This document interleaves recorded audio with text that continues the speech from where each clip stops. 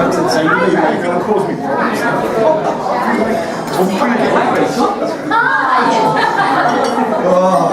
Matty, give me a good That's it, exactly.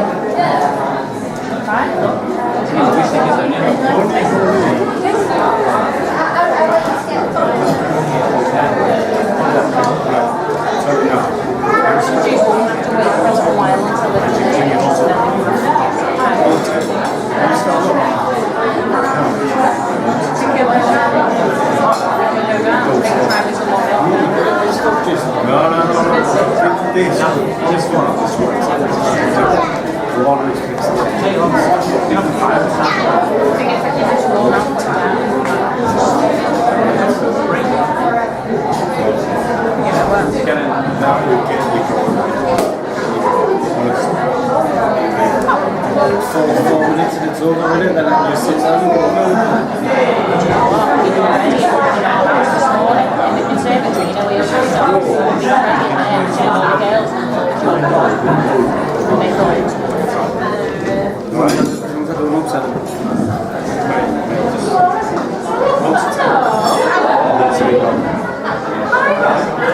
Let's sit down. You love the script. Oh no, it's recording, wasn't it? Yeah. I'm on the panic attack.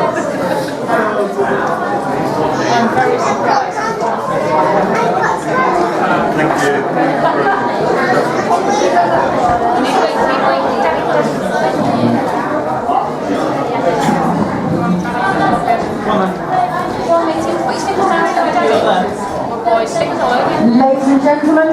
Ladies and gentlemen, good afternoon. We hope you have a nice day so far. It's now time for the anticipated part of the day, apart from the ceremony itself. It's time for the speeches. Can I please introduce you to the father of our beautiful bride? Here's Steve.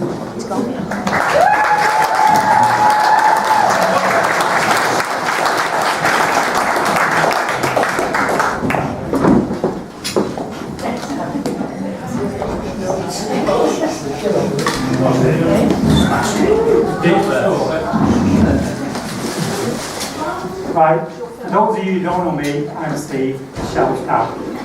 For those of you that do, just bear with me.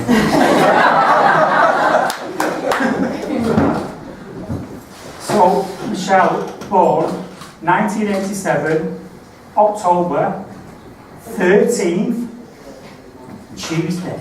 10 to 8, exactly. Now that 10 to 8 is very, very significant because, bizarrely, I was born at exactly 10 to 8, which may go some way to explaining why she and I are more alike than either of us would ever care to admit. Now let me tell you, the delivery was fairly uneventful, and that was solely down to a mum, Tina. Now those of you that know Tina will know that when she's going somewhere, she likes to get there fast. She applied the same theory to childbirth. Let me tell you, there was a couple of grunts and a few groans and a few other noises that I don't want to go into, but before you know it, Michelle, born 10 to 8, £8 exactly. Now most of that £8 was a fee. As a grandma later pointed out, yeah, thanks mum, she gets them off you. So anyway, your grandma's got my. So anyway, the time comes when I've got to take myself home.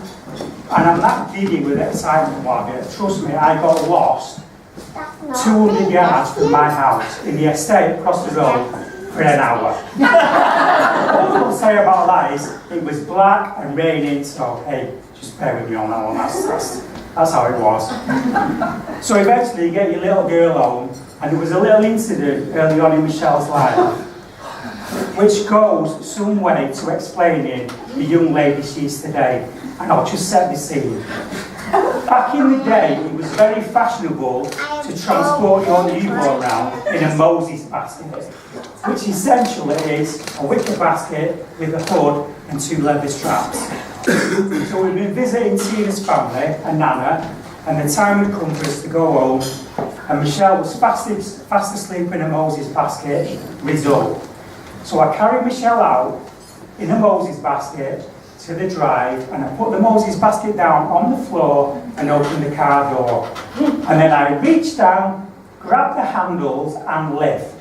Only I hadn't grabbed the handles, I'd grabbed handle and lifted. So when I lifted, the Moses basket tilted to one side and Michelle went crashing towards her Nana's concrete drive. Now, I don't know how this happened. I was given the opportunity to do it again.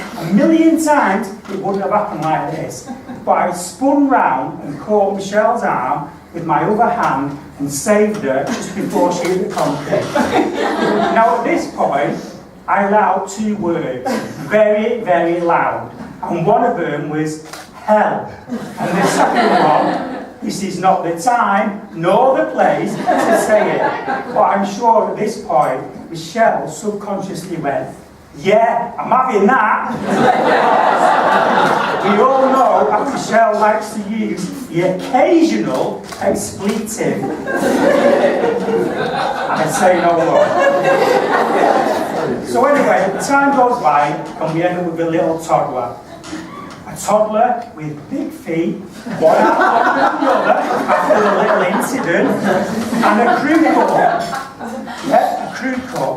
Because for some bizarre reason, for a long time, Michelle's hair wouldn't grow, and she was sporting a crew cut. But Michelle, being Michelle, carried off with a certain amount of aplomb, as she always does. Now, it would be fair to say that Michelle was never outwardly extrovert or demonstrative, but you could see very, very early on that she had this inner strength and was a doggedly determined young lady. And she applied these strengths to her early school years, and lo and behold, she passed her 11th plus and went to Urmston Grammar School. Now, there's a little story that came out about the time at Urmston Grammar School, and it came out only very, very recently, and I wasn't even going to mention it, but in light of what... in light of what's just gone on in Rio, I thought, yeah, this is very, very apt, so I'll just set the scene. Michelle and Matty had invited us round to their house for an evening meal. You know, Matty was going to do a bit of meat, few veg, bit of squibs. Yeah. Let me tell you, Gordon Ramsay would have been shitting himself. So anyway, we sat there, and I don't even know how this came about, but Michelle just suddenly said, I ran the 100 metres in just over 11 seconds. I did. Stunned silence, and for a couple of seconds I thought, there's going to be a punchline here. Let me tell you, Michelle, when you bear in mind Usain Bolt, who is 6'5" and 4 foot of that is his legs, you did remarkably well to run in 11 seconds. But if you did run 100 metres in 11 seconds, your feet did come in handy. So thank you, Grandma. So anyway, Michelle, in her usual hard-working and determined way, applied herself at grammar school and amazingly came on with some fantastic results. So good, in fact, that it was off to university for Michelle. And the chosen university was Edgehill, which, as you know, is down the road at Urmston. So Michelle decided, what I'll do is I'll throw myself into this university life and I'll go and live in the student gigs. It didn't quite work out like that. And it wasn't the mice that were frequent visitors to Michelle's house, because she'd had mice and hamsters as pets as a young child. It was more the other animals she was living with. And Jenny, wherever you are, I do not include you in that. So anyway, the decision was taken. What I'll do is I'll come home and I will commute from home to university every time I have a lecture. So she acquired herself a little car. Well, it was a nana's old car, whatever a nana is. I say old car. This car had been polished and serviced and MOT to within an inch of its life. So old it may have been, knackered it most certainly was not. So thank the nana for that one. So anyway, the day comes when Michelle's got to take herself off for the first lecture, and I don't mind telling you, I was there, cacking it, because I'm thinking, she's a young girl, she's going a long way on her own, but hey, no, it'll be the making of her. So off she goes, and about half an hour later the phone goes, and it's Michelle on the phone, and she's crying her eyes out, and she goes, Dad, I'm lost, I'm in a car park, I don't know where I am. And I say, Michelle, what can you see? And she goes, I can see a big blue pyramid. And I go, she's in Stockport. Stockport, Ormskirk. Now I know Stockport is on the M16 ring road. I also know Ormskirk most certainly is not. I'm just about to go off on one, and I think, whoa, wait a minute. You got lost 200 yards from your front door, so why did you? So anyway, she does get the hang of taking herself off, very regular, and she takes herself off fast. Yeah, thank the mum for that one.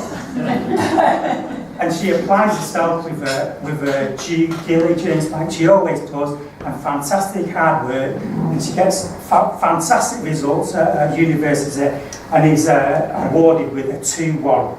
So it's off to graduation for Tina and myself, and we're sat there proud as punch, and you just think everybody's looking at you, and it's all about Michelle, and they call her name out, and off she trots. Now, she was awarded her deeds by Camilla Batman Galish. Now, bear in mind that 90% of the people there were in black gowns and a black mortarboard. She was way over the top, trust me. She had a bowl of fruit on her head for starters. You smashed her out of the bowl. Now, it was around this time that Michelle had to have quite a serious operation. I'm not going to go too much into this, but what they did say to us was she will be in intensive care for quite a long time, and she will be on a 1-to-1. So anyway, we take Michelle for the operation, and we're there, and the nurse says to us, you may as well go home because it's going to be a long time, and they'll give you a ring when she's out of the operation. Yeah, thanks for that. So Tina and myself take our way out. Those of you that are parents will know, Tina and myself were sat there. The things that were going through our head, Stephen King couldn't even write it, trust me. Anyway, the phone does go, and it's stupid o'clock at night, but the nurse says, no, it's all right. You're more than welcome to come down and have a visit. So we're driving there, and literally Trafford Park is like 5 minutes down the road, Trafford General Hospital. And we're driving there. The things that are going through my head, trust me. Anyway, so we get there, and it's deathly quiet, and you can hear a pin drop, and there's nobody about, and I'm stood at the intensive care doors with Tina, thinking, oh my God. And you open the doors to be met by, come here! And I'm thinking, intensive care, my ass. So anyway, she continues to talk our socks off at 100 miles an hour, and I'm thinking, no. But trust me, the relief at that moment was unbelievable. Now a few days later, one of her aunties, Denise, I don't know where she's there, Denise went to see her. Now I don't know what Denise said to her, but I got a call a couple of days later to say, Michelle, she's like the girl in The Exorcist. She's crashing around on the bed, and her eyes are rolling in her head. And this is where her use of the occasional expletive really came to go. Because apparently a couple of the nurses went, whoa, nursing's not for me, and she just left. So thanks for that, Denise. So we get to Michelle in the workplace. Now, Michelle will tell you all about her university degree and she'll go on about, you're doing it. But it put Michelle in the workplace. Now, I remember Michelle coming home one day. She'd only been there a short time and we're having our evening meal, probably sausage and mash and beans. Your favourite. Michelle said, oh, you've asked me to take some of the children out for the day in the minibus. And I've just got this picture of this young girl, this young petite girl sat there going, no, stop it. Oh, look at the big blue glass pyramid. She's supposed to be in Stockport on this occasion. Now, I know most of you know what Michelle does for a job of work. To be honest with you, I don't know how she does it mentally. I certainly don't know how she does it physically. But one thing I do know with absolute certainty is that the parents of these young children will be thinking, this young lady is an absolute... So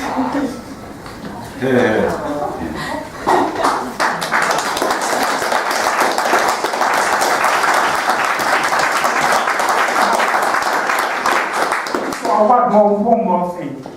Throughout the course of the day, I don't want you all going, I'm going to get a sneaky look at Michelle's feet. Well, no, well, actually do, because the shoes out there are amazing.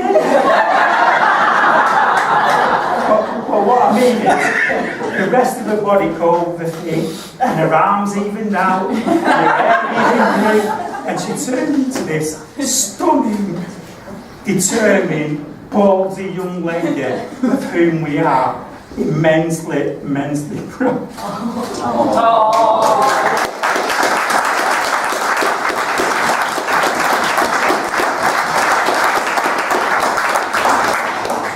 So would you join me please in toasting Michelle, and from this day, Michelle and Matty. Michelle and Matty.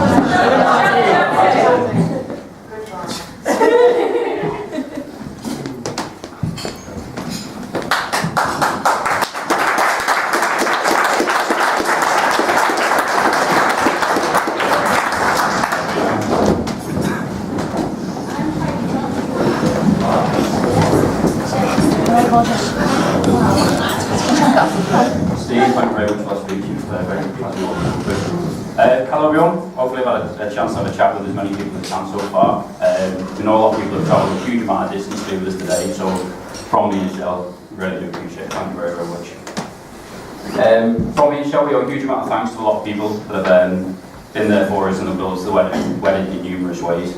To start with, we'd like to say thanks to both sets of parents, Anne, Tina, Steve, Andy and Bev, for your help you've given us in the build-up to the wedding and the love and support over the years as well, who's made us today who we are. So, from us both, thank you very much. A personal one for me though, thank you to Steve for letting me marry this amazing lady sitting next to me. Thank you. Not only have parents been a big help to us, over the years, numerous family members and friends have touched us with generosity, so we really do appreciate that. Everything you've done, no matter how big or small, it by far is not going to notice, so thank you very much. Also, while on the subject, I'd like to make a toast to have some family and friends, people who can't be here for whatever reason, or they're no longer with us, or unable to make it, or just couldn't be bothered, full stop.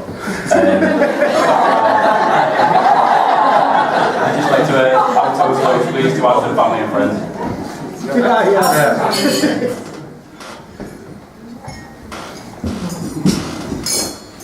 All the staff at West Tower, Sue especially, thank you very much. You've been absolutely brilliant from day one. It's been nice having the confidence to plan the wedding and everything to be done smoothly. And without you, it wouldn't have gone half as smooth. So thank you very, very much for both.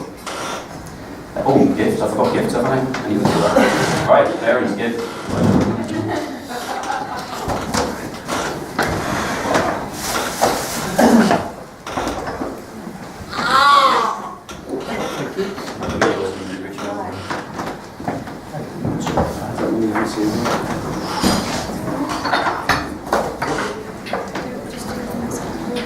Say again.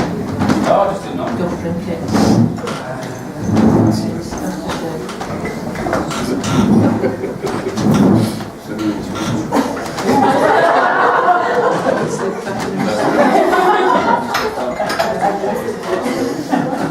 Need that now.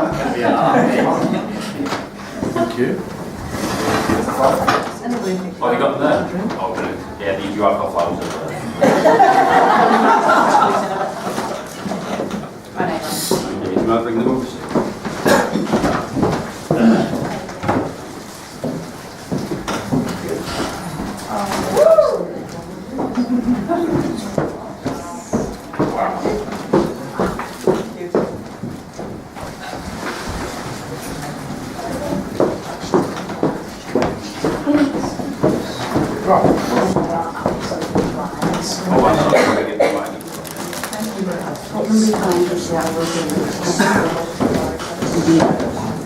Also, I'll carry on. As I'm sure everyone will agree, the bridesmaids today look absolutely brilliant.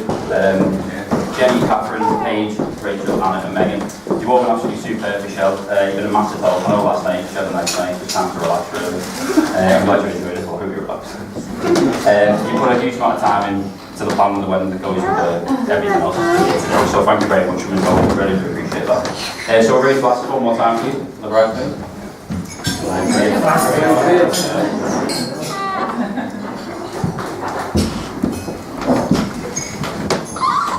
As you can see, flowers in the room today look absolutely brilliant. Big thanks to Stu and Laura for that, just sitting at the back over there.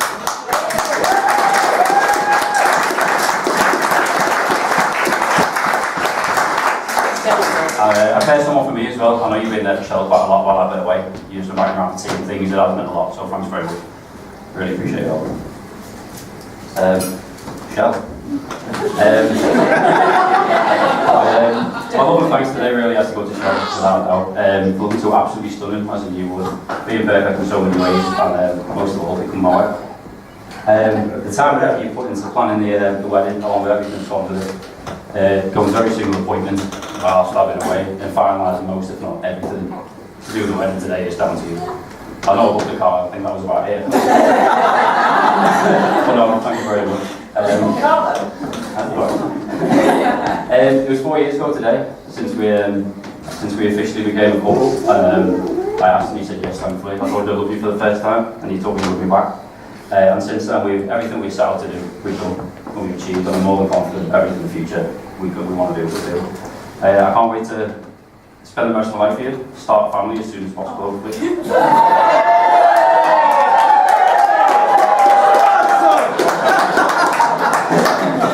To know I'm married the most perfect person, to know I'm married the most perfect person I could ever ask for, is the best thing I could ever ask for, so thank you.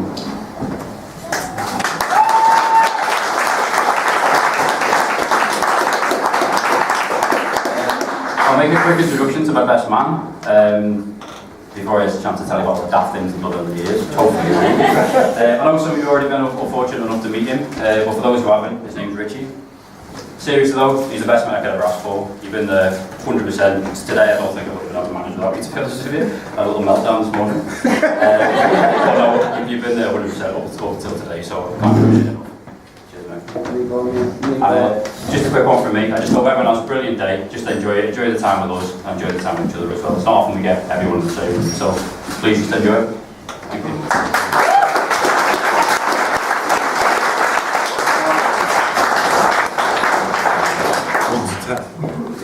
Wait, I'm just going to drink my whiskey. As Matty said, for those of you who are lucky enough not to already met me, I'm Richie, Matty's best mate.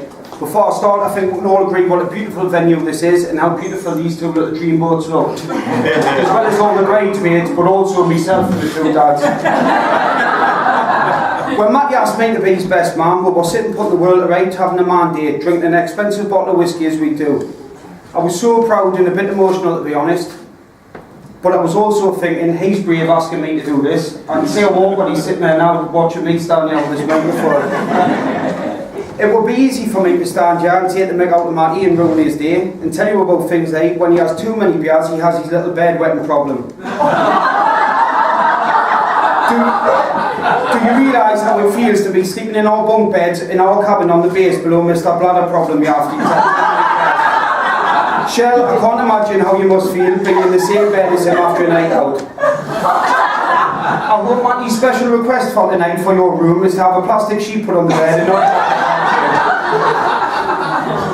I could tell you how he wants to get circumcised because he wants to improve in the bedroom. Take advice from your best mate, yeah, and stop masturbating as much.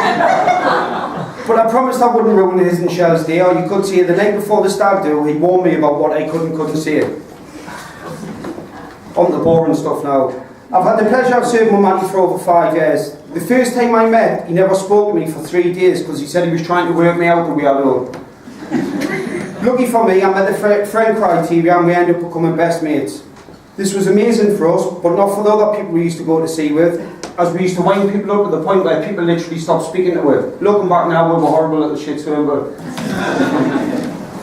At sea is where we invented our man date, a tradition we have still carried on to this day. Although now there is a lot more alcohol involved, and it normally ends up with Matty punching me in the face or us rolling around the floor trying to kill each other. At sea we would save our 2 cans of beer a day until the weekend and have a man date, just the 2 of us in the mess at sea. We used to get M&M's to accompany our beer. Matty would eat the chocolate off the outside of them and I would eat the nuts out the middle. I would go laugh of romance. Looking back now, I realise why Shell and my fiancée Emma thought we were gays. We literally have become inseparable. Shell once referred to us as Matty being Louis Spence and me Alan Carr, because sometimes I wear glasses. To be honest, Matty, I can't blame Shell for thinking you're in touch with your feminine side, mate. Has anyone in here seen him in their motorbike levels? If the YMCA were looking for a new member, you and their motorbike levels would certainly fit the criteria as the top motorcyclist. All joking aside, I'm proud to call him my best mate. Matty, you have a diamond and a beautiful woman in Shell. I wish you all the best for the future. Shell, I'm actually really jealous because now there's no chance of me and him running away together. You are a fantastic couple and I'm so happy for you both. Please everyone, raise your glasses for Matty and Shell.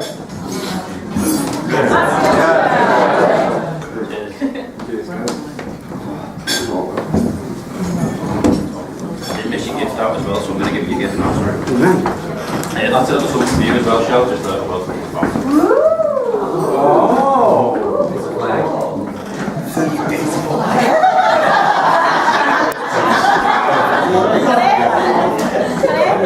Too clever, man.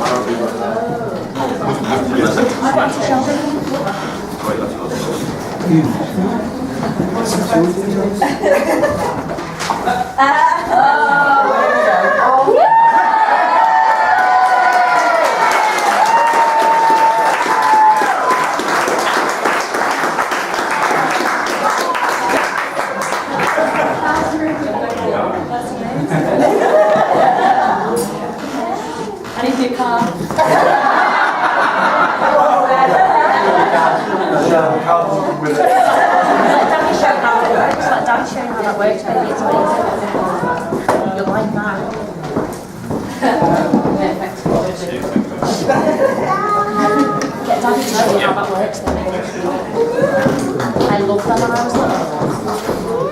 Many extra sections.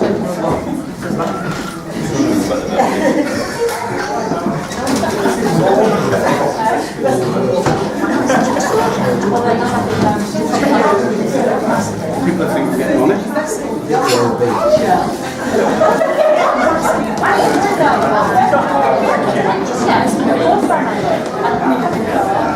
I'm not